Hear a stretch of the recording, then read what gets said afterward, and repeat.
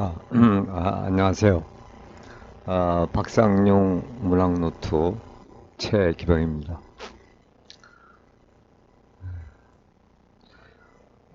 이번 시간에는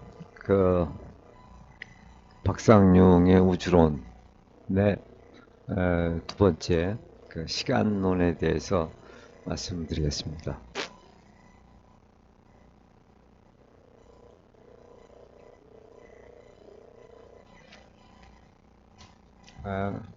박상용 우주론 중에 시간론에 대한 개학적인 얘기를 좀 하자면,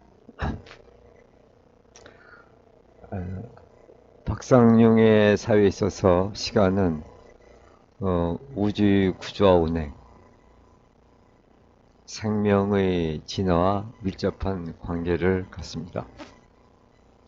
어쩌면 그의 시간관이 우주론의 토대가 된다고 말할 수 있을 것입니다.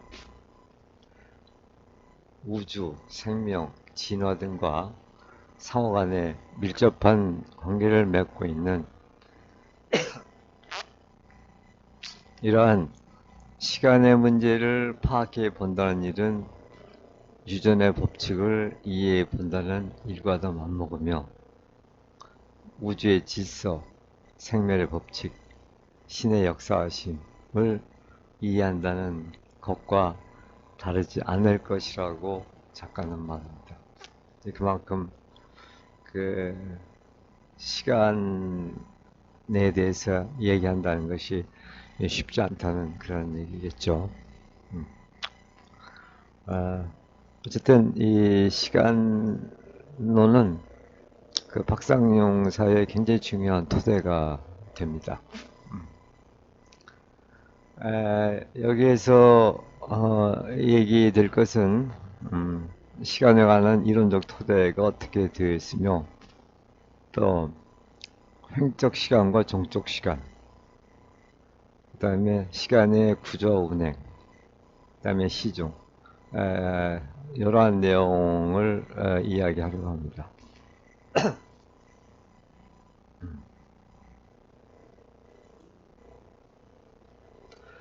자, 먼저 시간에 관한 이론적 토대에 대해서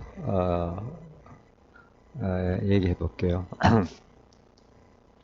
우선 박상용의 시간론은 음양론과 채용론을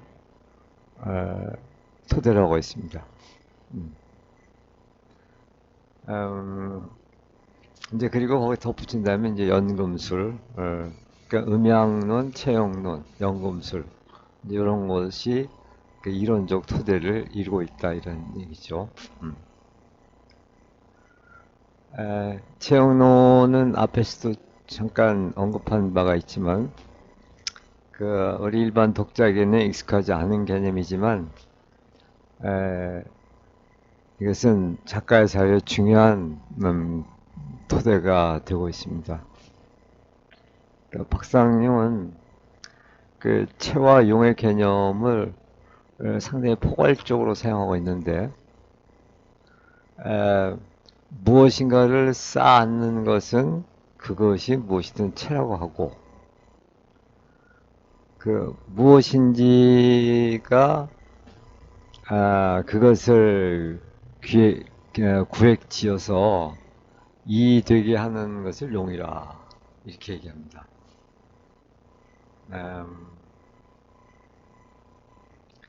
작가는 체용의 개념을 또 정, 동, 그 다음에 형식, 내용, 그 다음에 기호, 의미, 장소, 존재, 본체, 작용.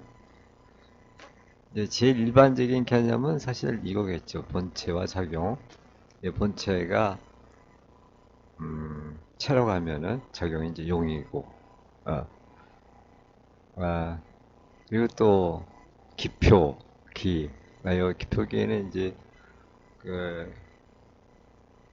물론 소시르의 시니피용, 시니피의 그 의미를 말합니다. 또 상, 능, 루타, 아르타 등의 의미로 폭넓게 사용합니다. 그러니까 채와 용 이 개념이 이제 이런 식으로 그 변주가 된다 이런 얘기죠.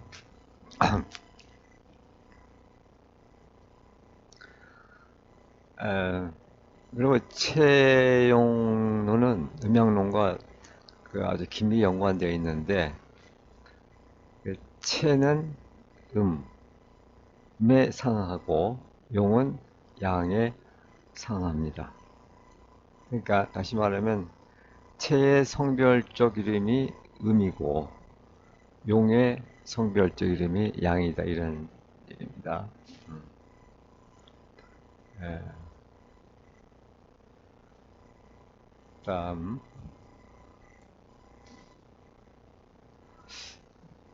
그 연금술도 많이 그 박상용 사회에 그런 이론적 토대가 되고 있는데 우리가 연금술에 관해서는 최소한 그 흑백적 그 니그레도, 알베도, 루베도 그리고 복의 개념을 기본적으로 이해하는 것이 필요합니다. 좀 더 구체적으로 말씀드리면 어떤 진료의 진료를 프리마 마테리아 라고 이렇게 쓰기도 합니다.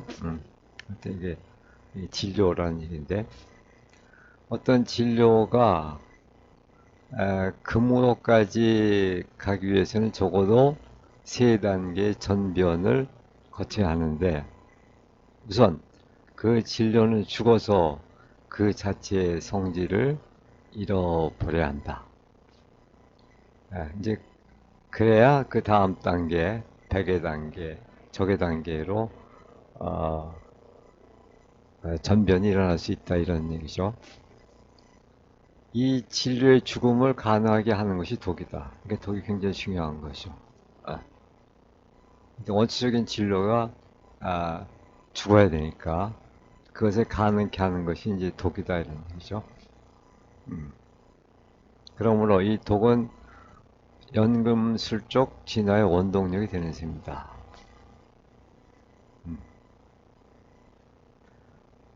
원초적 진료의 죽음이 검은 날개 까마귀를 이렇게 비유되고 그래서 그걸 흑이라고 하고 그 죽음으로부터 나타난 아말감이 흰 비둘기로 비유되는 백 그리고 이 백이 전이하여 나타난 금이 빛빛의 홍옥으로 비유되는 적이다. 박상류의 사회에서 모든 변화 혹은 진화는 연금술과 밀접한 관계를 갖습니다. 차츰 어떻게 관계되는가 하는 것이 이제 밝혀질 겁니다.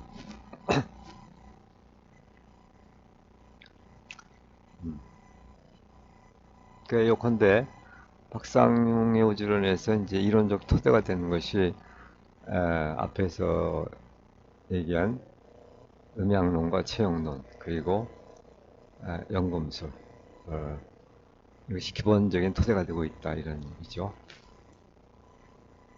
자, 그럼 이제 본격적으로 시간에 대해서 이야기해 보도록 하겠습니다. 우선 이 박상용의 시간관에서 특이한 점이 횡적 시간과 종적 시간을 구분한다는 건데, 에, 자, 그러면 한번 좀 읽어봅시다. 횡적 시간이라는 게 뭐냐? 박상용의 시간에 관해서 횡적 시간과 종적 시간이라는 개념을 사용하고 있다. 작가에 따르면 과거, 현재, 미래라는 시간은 수평적으로 흘러가는 횡적 시간이다. 그러니까 과거, 현재, 미래. 우리가 일반적으로 이제 시간이라고 생각하고 있는 이제 그 과거, 현재, 미래. 요거를 횡적 시간이라고 하고 이러한 횡적 시간의 과거, 현재, 미래는 음양과 채용의 개념으로 파악될 수가 있다. 이런 얘기인데, 음. 즉, 과거는 채음이며, 그러니까 과거는 그러니까 채용에서 그 채고 음양할 때 음이고 채와 음이고 미래는 용과 양이다. 그런데 어떤 작용이 가능하기 위해서는 용은 채를 얻어야 하며 양은 음을 만나야 한다. 채와 용 그리고 음과 양은 그 자체만으로는 어떠한 것도 이루어내지 못한다. 그래서 과거란 현재의 시점에서 보면 이미 끝나버린 시간이며 죽은 시간이다. 즉 용을 잃고 채만 남은 시간이다.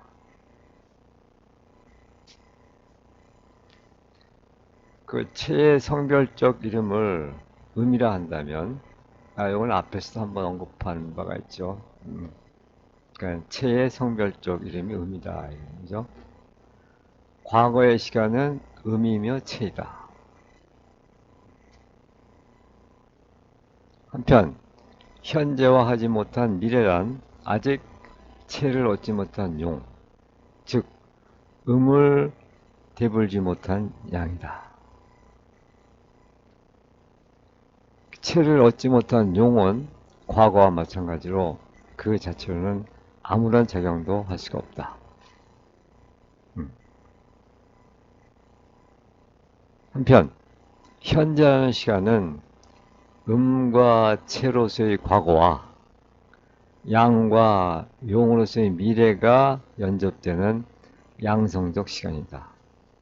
즉 채와 용이 만나고 음과 양이 만나는 시점이 현재이다. 그러므로 활성화되어 어떤 작용을 일으킬 수 있는 시간은 현재뿐이다. 이렇게 그 흥적 시간의 과거, 현재, 미래를 이렇게 파악하고 있습니다. 국상님은.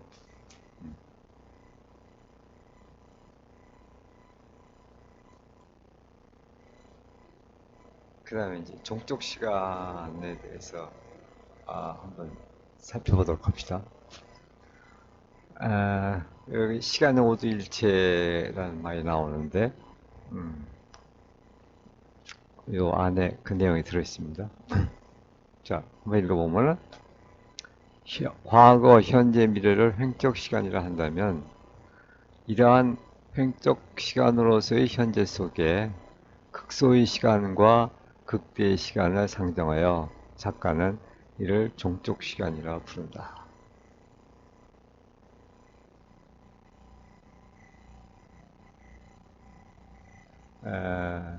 그러니까 이렇게 되는 거죠. 과거, 현재, 미래 이렇게 있는데, 근데 요 현재는 요 현재 안에는 종적으로다가 극대의 시간과 극소의 시간이 있다는 것이요. 그래서 요 과거, 현재, 미래 그리고 극대의 시간, 극소의 시간 이게 5개가 되는데 요걸 갖다가 시간의 오두라고 이렇게 얘기합니다. 조금 더 읽어봅시다. 종족 시간에서 극대의 시간이란 현재라는 운동으로서의 시간이 정지 속에 침몰에 들어간 시간이다.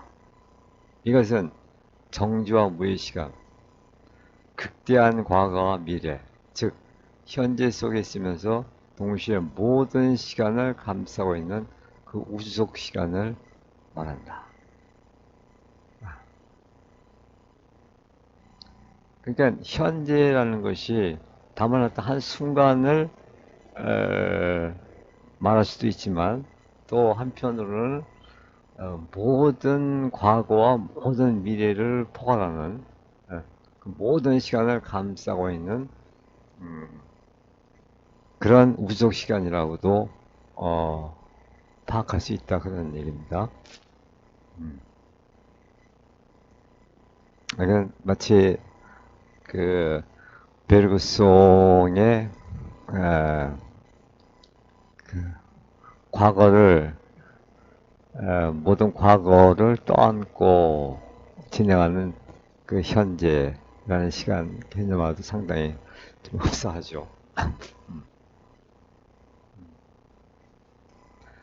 작가는 이를 유괴의 시간이라고 부릅니다. 한편 극소의 시간이란 시중, 아, 시중이라고도 불리는 시간으로, 자, 이 시중에 대해서는 이제 다음에 또 이해가 될 겁니다. 이 시중의 개념은 박상윤의 시간관에서 매우 독특하고 중요한 개념인데 그 뒤에서 아주 상세하게 다룰 예정입니다. 그러니까 시중이라고도 불리는 시간으로 매 찰나의 전위 속에 끼이는 시간, 아, 매 순간 미래를 현재화하고 현재를 과거화하는 시간, 즉 시간을 태어나게 하는 방이라고 말할 수 있습니다. 시중은 체의 시간을 용으로 받고 과거, 현재, 미래라는 제 시간을 가능시키는 시간이다.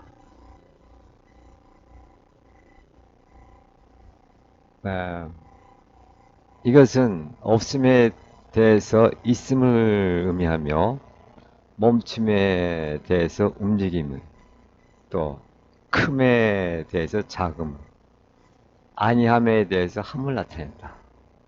이렇게 볼 때 생명이란 극대한 어둠의 정지의 극대의 시간에 피어난 한순간, 극소의 시간, 한순간의 빛 혹은 섬광적 운동이라 할 수 있다. 극대의 시간과 극소의 시간의 관계는 죽음과 생명, 우주와 개화, 혹은 신과 인간과의 관계에 상응된다. 이렇게 해서 시간의 구조는 횡으로 과거, 현재, 미래, 또 종으로 극대의 시간, 이 종의 그, 그 중심은 이제 현재가 되는 거죠. 그 현재에서 극대의 시간, 극소의 시간 이렇게 오두일체를 이룬다고 작가는 말합니다.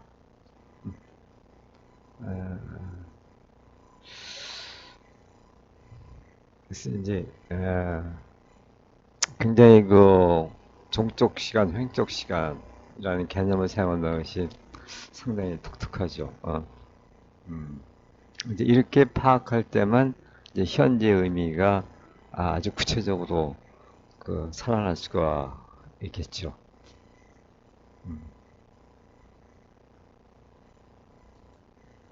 자, 시중에 대해서 좀 더 자세하게 얘기해 봅시다. 우선 이렇게 생각해 보면 좋을 것 같아요. 모래시계를 생각해 봅시다. 모래시계가 이렇게 있는데 에, 에, 모래시계 이제 요 가운데 요 가운데 그 모래가 통과하는 그 지점 거기가 이게 시중에 해당한다고 볼 수 있어요. 그러니까 이 모래시계 위쪽에 쌓여 있는 모래는 아, 이것은 이제 일로 떨어질 거니까 이건 이게 미래의 시간이라고 할 수 있겠죠. 그리고 이제 요 시중이라는 요 개미허리 같은 요 통로를 통해서 이제 아래쪽에 쌓이게 되는 거죠. 이 아래쪽에 쌓여있는 이 모래는 이게 과거 시간이 되는 거죠. 그래서 매 순간 그 현재가 이제 과거로 쌓이게 되고 또 미래가 끊임없이 이제 현재화되고 그렇게 되는 거죠. 그래서 그 모래가 통과하는 그 지점, 그거를 시중이라고 이렇게 이해를 하면 조금 더 용이할 것 같아요. 음, 자, 이 시중은 박상용 시간관에서 매우 독특하고 중요한 개념입니다. 아, 여기에 대한 좀 상세한 설명이 필요할 것 같다. 자, 이 시중은 시간의 탄생의 관점에서는 시간을 태어나게 하는 방이고, 음, 즉, 매 찰나의 시점이며, 시간의 운행의 관점에서는 시간이 뒤집히는 방이다. 아, 시중은 체이며 동시에 용이다. 시중은 시간이 흘러드는 방이기 때문에 체이며, 시간을 태어나고 뒤집히게 하는 작용을 하기 때문에 또한 용이다. 음,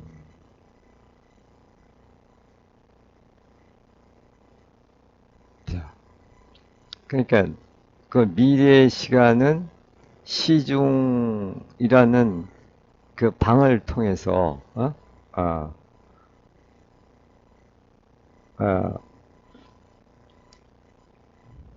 그 방을 통해서 이제 다시 현대화 돼가지고 다시 그것이 이제 과거로다가 쌓이게 되죠. 네. 그래서 이것이 시간이 흐르는 방이기 때문에 그것을 채로 볼 수도 있지만 또 한편은 그것이 용인 것은 그렇게 끊임없이 현재의 시간을 태어나게 하고 또 뒤집히게 한다는 것은 아, 이것은 이제 시간이 어떻게 그 운행하는가와 같이 이제 연관이 되는데 음, 음, 간단히 말씀드리면은 시간은 이렇게 한쪽 방향으로다가 선저적으로 끊임없이 이렇게 흘러가는 것이 아니라 아, 그 어떤 타원형 시간은 이제 도는데 그 양극을 갖는 그 타원형의 그런 궤도를 돈다고 얘기합니다. 그래서 아까 전 시간에 그 박상의 우주론에서 중요한 개념 중에 하나가 그 양극을 갖는 타원형이라는 그런 얘기를 한 적이 있는데, 그래서 시간이 이렇게 가다가 요 어느 시점에 가면은 이 시간이 뒤집혀서 요 극점에서 다시 아, 반대 방향으로 된다 이제 이런 얘기죠. 어. 그래서 이제 시간이 태어나고 뒤집히게 하는 작용을 한다. 어, 그러니까 모래시계를 우리가 다시 생각해 보면은 우리가 이 위에 있는 모래가 다 내려서 밑에다 쌓이게 되면 어떻게 해요?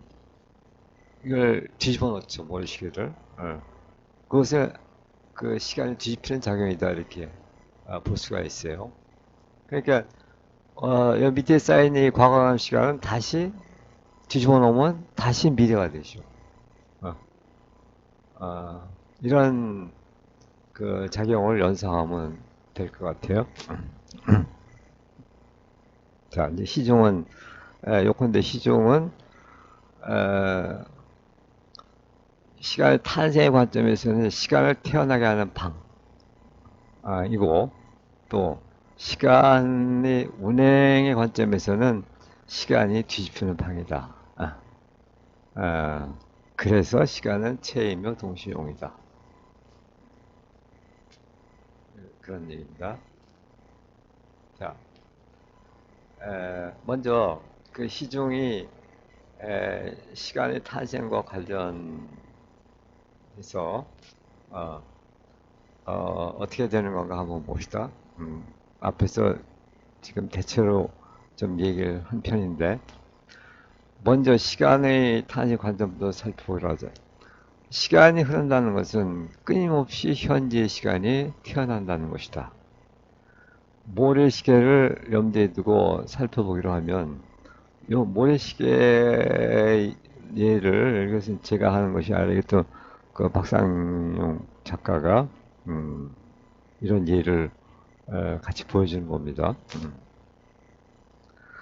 모래시계 위쪽에 쌓여있는 모래는 미래가 나타내며 아래쪽에 쌓여있는 모래는 과거가 되고 모래가 통과하는 가운데 개멸이 같은 통로가 현재 시점일 것이다. 이 개멸이 부분이 시중에 해당한다. 그러니까 위쪽의 모래는 미래 시간이죠. 시중으로 흘러들어 시중이라는 방으로 흘러들어 현재 시간을 태어나게 하며 다시 현재 시간은 시중을 통과하면서 아래쪽 과거의 시간으로 쌓이게 된다. 이렇게 볼 때 시중은 시간의 자궁이며 또한 멸이다. 그렇죠? 아, 시간을 태어나게 하는 방이니까 자궁이고 또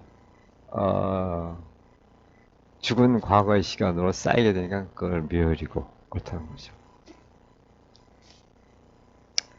이것이 자궁인 것은 시간의 미래가 연기에 담기면 현재 시간을 분만하기 때문이고 이것이 멸인 것은 여기를 통과해버린 시간은 이미 죽어버린 과거의 시간이 되어버리기 때문입니다.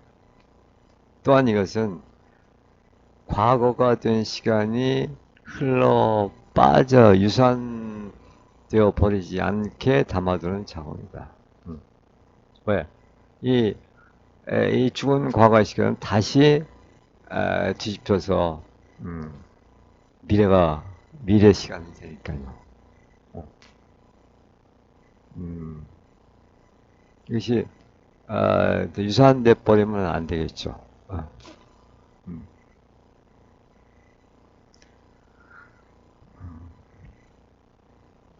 좀 이런 시간론은 좀 상당히 독특하고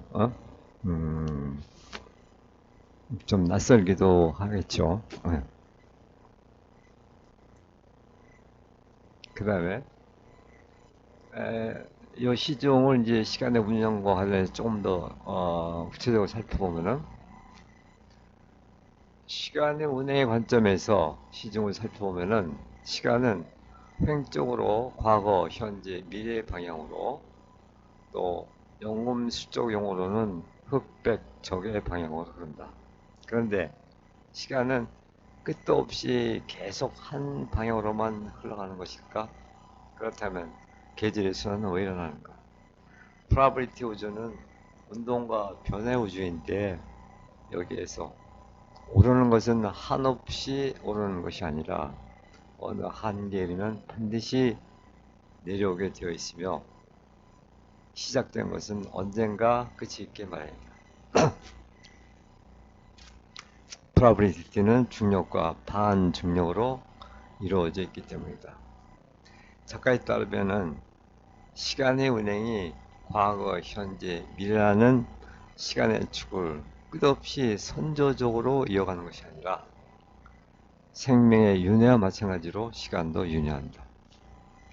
시간의 흐름은 한 방향으로 진행되어 가다가 어느 지점에 이르게 되면 뒤집혀 다시 돌아온다. 시작과 끝이 맞물려 있다는 것인데 현재 시간이 진행하여 미래의 시간을 과거로 만들고 과거의 시간은 다시 미래의 시간으로 뒤집혀 현재화한다. 그러나 이런 시간의 윤회는 시작도 끝도 없는 원운동을 계속하는 것이 아니라 아까 말씀드렸듯이 양극을 갖는 타원형의 궤도를 따라 윤회한다는 것이다. 시간은 흐름을 지속하다가 어느 점, 즉 타원형의 양극 지점에서 그 시간은 뒤집혀 흐른다. 이 양극이 시작과 끝이 교차되는 지점인데 이 양극에 시중이라는 무성의 방이 있어 그 방을 통과하기 위해 끝은 다시 시작한다. 시중이라는 방을 무성이라는 것은 그것은 체와 음으로서의 과거도 아니고 용과 양으로서의 미래도 아니기 때문이다. 그렇죠? 그러니까 그 양을 갖는 타원형의 궤도를 이렇게 의미한다는 것인데, 그러니까 요 타원형의 요 양쪽 그 뿌리 있는 지점, 이제 거기에 시중이라는 방이 있다는 얘기죠. 여기서 뒤집혀서 시간이 흐른다 이런 얘기죠.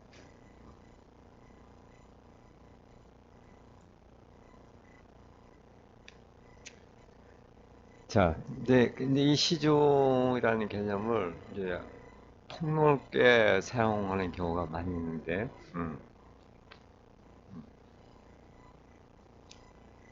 아, 자, 어떤 건가 한번 봅시다. 시간이 태어나고 시간이 뒤집히는 방이라는 시중의 개념보다 폭넓게 사용되는 경우, 이것은 어떤 획기적인 변화가 일어나는 시점, 혹은 한 우주가 폐막하고 또 하나의 새로운 우주가 개백하는 시간, 아, 그거를 또 시중이라고도 한다 이런 얘기죠. 예를 들면 바르도, 또 제구시 등이 여기에 포함됩니다. 바르도라는 개념을 설명한 건데, 모든 유정이 죽음과 재생 사이에서 머무르게 된다는 바르도 또한 하나의 시중이라 할 수 있다. 저 바르도는 염태가 물질로 이루어진 몸을 벗어, 뭐 염태라는 것은 무슨 혼이나 뭐 영혼 뭐 이런 걸로 우리가 이해하면 되겠죠. 아, 물질로 이루어진 세상을 떠나 체험하는 곳, 것. 여기서도 이제 그 박상의 신조어인데, 그것이 이제 처지질 않아서 이렇게 한 건데, 그러니까 곳, 곳과 것이 합성된 말이에요, 이거는. 그래서 쓰면 이제 이렇게 되는 거죠. 이렇게 오고, 이렇게. 이걸 갖다 한 음절로 다 만든 거예요. 근데 그것이 이제 이 자판으로 안 쳐지니까 이렇게 친 건데, 어쨌든, 어, 그러니까 곧 장소이면서 또한 사물인 그런 것이 합성된 말입니다. 이게. 음. 근데 여기에서는 공간의 장소가 더 이상 필요 없게 될 뿐 아니라, 예, 이미 이 세계를 떠난 거니까 시간의 오두, 과거, 현재, 미래, 극소의 시간대 시간, 시간의 오두까지도 그 경계를 무너뜨리고 시중 속으로 휩쓸려 들어가게 된다. 그러니까 바르도라는 것이 이제 그런 곳이다, 그죠? 그런 곳 아니면 그런 것, 그런 곳이면서 그런 것, 그것이 이제 바로 이거죠. 시간적 차원에서의 시중을 공간적 차원에서는 소중이라 아, 부른다. 그러니까 바르도의 문을 나서는 시간의 길이는 인쇄로 열린 문만을 두말. 그러니까 그 어, 인간 세계에서 말하면은 그 280일이며, 그래서 이제 태아가 임신해서 출산할 때까지 그 날짜고, 그러니까 문을 들었던 아기는 음, 그러니까 바다에 들었다가 다시 나가겠는데 49일 걸린다고 알려져 있을 때, 그러니까 우리가 죽어서 영원히 바다에 머무르는 기간이 대개 49일이라는 얘기죠. 그러면 그 이후에 다시 또 새로운 생명으로 태어난다는 이제 그런 얘기죠. 음, 나는 그 일점은 장소로 소중이며 시간으로는 시중이어서 같은 것이다. 그러니까 이 바르도라는 것, 바르도도 이제 일종의 시중이다. 크게 보면 시중이다 이런 얘기고, 또 그 한편 기름 부은 자 예수가 순환을 겪다가 숨을 거둔 시간, 천지가 일시에 암흑해 버렸던 그 시간을 제9시라고 하는데, 이 시간 또한 시간의 흐름이 시중에 든 시간이라 할 수 있다. 그래서 왜냐하면 이 시간은 기도구의 죽음과 부활을 통해 몸의 우주로부터 말씀의 우주가 개벽하는 시간이기 때문에. 그러니까 아까 한 우주가 폐막하고 한 우주가 개벽하는 시간, 아, 그것을 또한 시중이라고 할 수 있다 이렇게 했죠.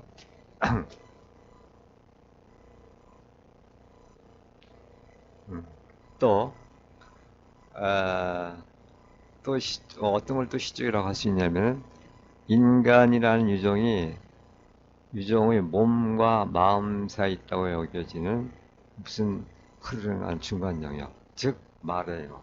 그래서 이 박상용의 진화론은 크게 보면은 몸, 말씀, 마음 이렇게 진화가 되는데, 그러니까 몸과 마음을 연결하는 그 말씀, 말의 영역, 아, 그것을 무슨 흐르는 중간 영역, 즉 말의 영역 또한 시중과 다르지 않을 것이라고 작가는.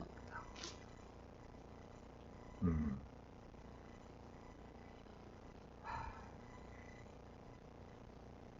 그러니까 말의 우주를 통해서 어떤 마음의 우주로 이렇게 진화가 되니까, 음, 또 보다 우주적으로 확대한다고 하면 횡적 우주와 종적 우주의 교차점에 위치한 인생, 인간도 자체가 우주 내 소중 시중, 즉 말의 우주를 할 수 있다. 이게 무슨 얘기냐면은 지금 우리가 이 생명의 진화를 이게 지옥도로부터 아귀도 이렇게 해서 축생도 또 인간도 그다음에 이쪽으로 이렇게 진화한다고 할 때 이게 횡적 진화죠. 그다음에 그 인간에게서 이런 종적 진화가 가능한데, 그것이 이제 몸의 우주, 말씀의 우주, 마음의 우주 다 이렇게 종적 진화가 되는데, 그러니까 그 횡적 우주와 종적 우주의 교차점에 위치한 거죠. 인생이라는 것이, 인간도라는 것이. 예. 그러니까 그 인간도 자체가, 인생 자체가 그 우주 내 소중이라고 할 수 있다 이거죠. 그러니까 인간을 통해서만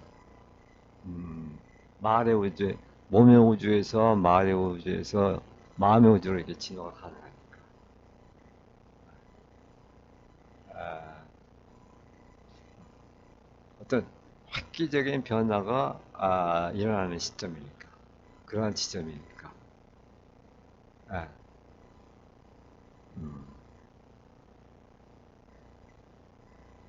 그래서 이제 말하자면 이 말의 우주라는 것은 결국 인간의 우주죠. 인간의 우주.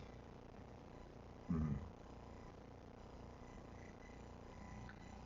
자, 이렇게 그 시종은 뭐 시간이 태어나고 시간이 거꾸로 흐르는 이제 뒤집게 하는 그런 방으로 좁은 의미로도 사용되지만, 이것이 넓은 의미로 사용될 때는 이런 획기적인 변화가 일어나거나 한 우주가 폐막하고 한 우주가 개벽하는 그런 시간도 또한 그 시중이라는 개념을 사용합니다. 예를 들어서 바르도나 제9시나 또 혹은 그 인간도 말의 영역, 이런 것도 크게 보면 이제 시중이다 이런 얘기입니다.